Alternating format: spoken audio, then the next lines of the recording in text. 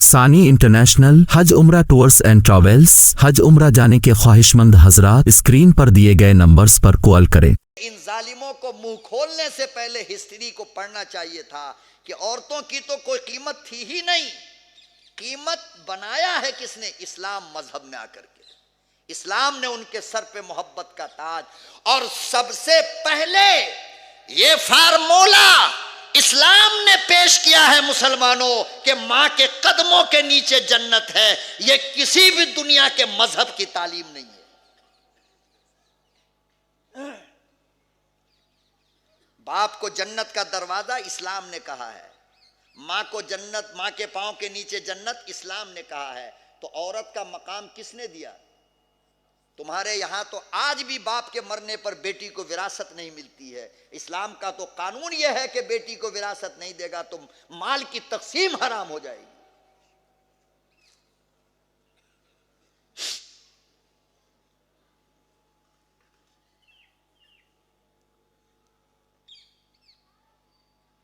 Train में एक बेचारे मिल गए थे, पंडित जी। कौन मिले? अब मौलाना देख करके छेड़छाड़ शुरू किया बेचारा। मैंने कहा कि आज ऊंट पहाड़ के नीचे आया है लगता है। उस तरफ वो तालिब इल्मी का जमाना था जब मैं देवबंद में पढ़ रहा था और देवबंद से बेंगलोर जा रहा था मैं। तो देवबंद की दो लड़कियां सामने वाले सीट पर बैठी थी, पूरा चेहरा वगैरह ढांक करके, समझे, हाथ में दस्ताना, पांव में दस्ताना पहन के बैठी है, और गर्मी फुल थी। क्या थी? गर्मी फुल थी।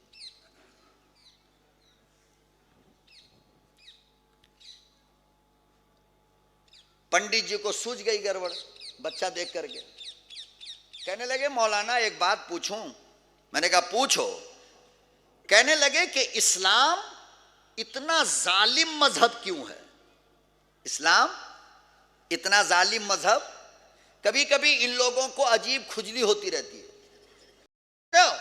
शाह अब्दुल अजीज मुहद्दिस देहलवी की खिदमत में, जो शाह वलीउल्लाह मुहद्दिस देहलवी के साहिबजादे हैं, एक ईसाई पंडित आ गया, एक ईसाई आया, समझे, और आकर कुत्ता साथ लेकर के आया है हजरत के पास। हजरत ने पूछा, अरे बाबा ये कुत्ता क्यों लेकर के आया है? कहा इसलिए लेकर आया हूं कि आपके पैगंबर ने कहा कि जहां पर कुत्ता होगा वहां मौत का फरिश्ता नहीं आता है, तो हम मरेंगे ही नहीं जब तक कुत्ता। इनकी अकल मारी जाती है। हजरत शाह अब्दुल अजीज मुहद्दिस देहलवी ने फरमाया, हाँ बिल्कुल। अच्छा ये बता तेरा कुत्ता मरेगा कि नहीं? कहा वो तो मरेगा। तो कहा कि फिर जो फरिश्ता कुत्ते की रूह निकालेगा वही तेरा भी निकाल लेगा।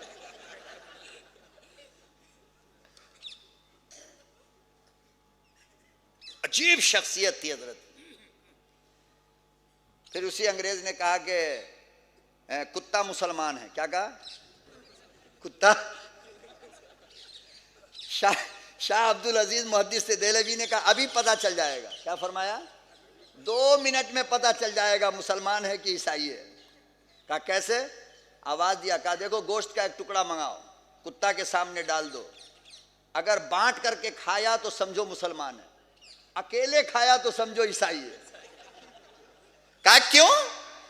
कहा इसलिए कि तुम्हारे ईसाइयों के अंदर ये थ्योरी और ये बात बतलाई गई है कि एक दूसरे के साथ खाने से, एक दूसरे का जूठा खाने से जरासीम फैलता है, इन्फेक्शन होता है। बाप का गिलास अलग, अम्मा का गिलास अलग, बेटी का गिलास। और हमारे इस्लाम मजहब में है कि बांट के खाने से बरकत होती है, और मोमिन के जूठे में अल्लाह ने शिफा रखा है। तो कुत्ता अगर 2-4 कुत्ते को बुलाकर गोश्त खाए तो समझो मुसलमान है, अकेले खाए तो समझो ईसाई। जानता था कि मामला, सीधा कुत्ते को पकड़ा और लेकर के चला दाएं तरफ। तो कभी कभी इनको खुजली होने लगती है, छेड़छाड़। तो साहब कहने लगे मुसलमान जुल्म करता है इस्लाम मजहब। देखो मौलाना, देखो बच्चे कितनी गर्मी पड़ रही है, और ये आपकी मुस्लिम बच्चियां गर्मी से अंदर परेशान हो रही है। और पंडित की बेटी उसके बाजू में थी।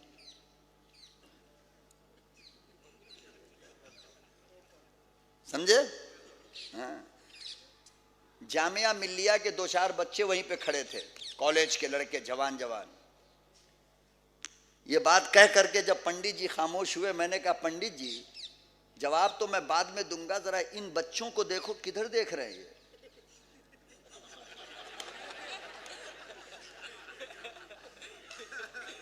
कहां देख रहा था? हमारी तो है बेचारी पर्दे में। ये अलग बात है, अल्लाह माफ करे, कि आजकल हमारी बेटियां भी ऐसे ऐसे बुर्के पहनने लगी कि ना पहनना बेहतर था। ऐसा बुर्का फैशन वाला है।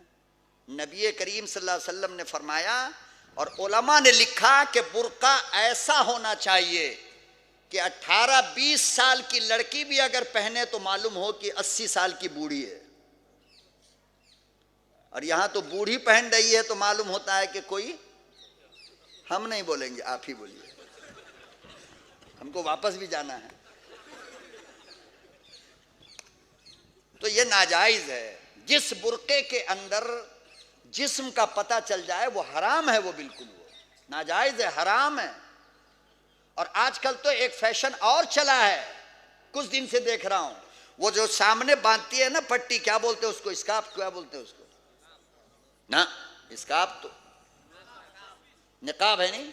आजकल निकाब के दाएं तरफ देखोगे इतना बड़ा पीतल का वो लटक रहा, उस पर लिखा होगा माशाअल्लाह। क्या लिखा होगा? माशाअल्लाह। मैंने कहा कि बेटी जब ये गंदा होगा तो इसको कहां साफ करोगी? गुस्लखाने में।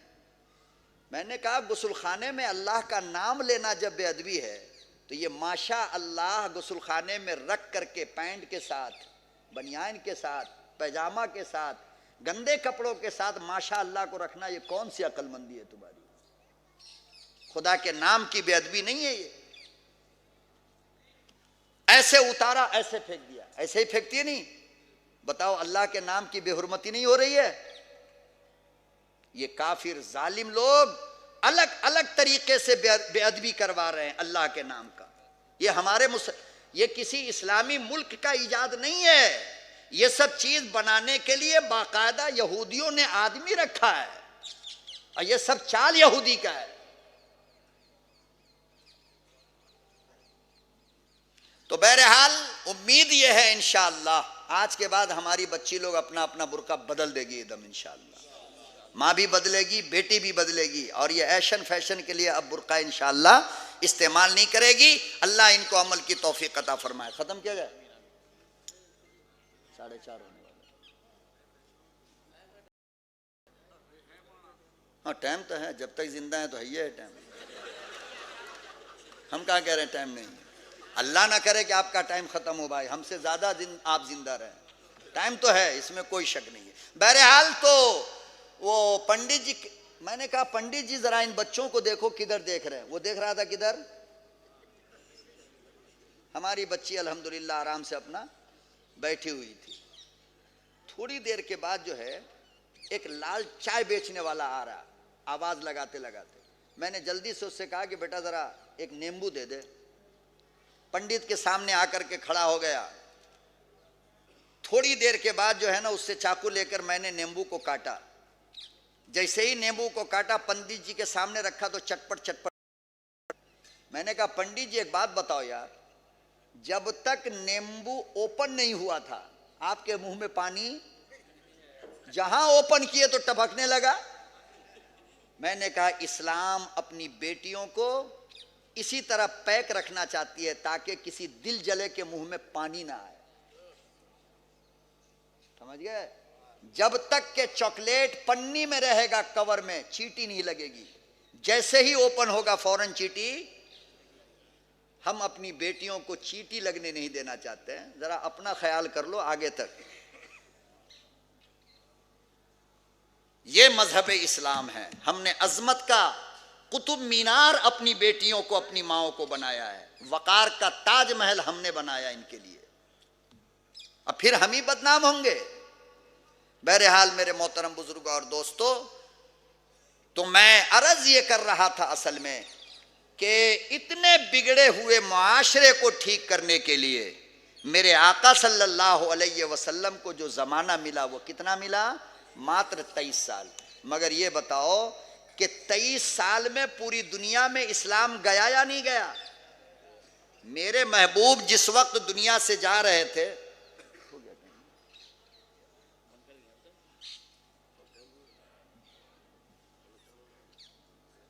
बताइए, हो गया नहीं जी? हो गया ना? अल्लाह तेरा शुक्र है। अरे घबराने की बात नहीं है, आप मेरे लिए दुआ कर दो, हम आपके लिए कर दें, इंशाल्लाह फिर मुलाकात करेंगे कभी ना कभी, अल्लाह चाहा तो। उसमें परेशानी की क्या बात है, हैं? बहरहाल तो 23 साल में पूरी दुनिया में इस्लाम गया, गया ना गया? अब हमको बैठकर यह सोचना है कि आखिर किस तरीके से गया। जंग से तो गया नहीं, तलवार से तो गया नहीं, मारपीट करके तो गया नहीं, फिर कौन सी चीज है कि जिसकी बुनियाद पर इस्लाम मात्र 23 साल? हजरत नूह ने 950 साल तक मेहनत किया तो 22 या 23 आदमी ईमान लाए। कितने? 950 साल की मेहनत से ईमान कितने लाए? 22-23। मेरा नबी मात्र 23 साल मेहनत किया तो हिंदुस्तान में भी ईमान आ गया, पूरी दुनिया में इस्लाम फैल गया। अब हम लोगों को बैठ करके ये सोचना है कि आखिर ये इस्लाम फैला तो कैसे फैला? फकत 2 चीजों के जरिए। कितने चीजों के? यही 2 समझाने के लिए मैं इतनी देर से बात कर रहा था, मगर अब तो टाइम हो गया है। अब आइंदा जलसे में इंशाल्लाह वो 2 चीज भी आपको समझाऊंगा। ठीक है? ठीक है? बोल दिए तो फिर सुबह फिर 2 घंटा चाहिए ना, इसलिए आज जितना सुन लिया इतना काफी है। अब वो चीज मैं अगली मुलाकात में आपसे बहस करूंगा, आपसे बातें करूंगा कि जिसकी बुनियाद पर ये पूरी दुनिया में इस्लाम मजहब गया है, वो फकत 2 है। अल्लाह आपको भी सलामत रखे, हमें भी सलामत रखे।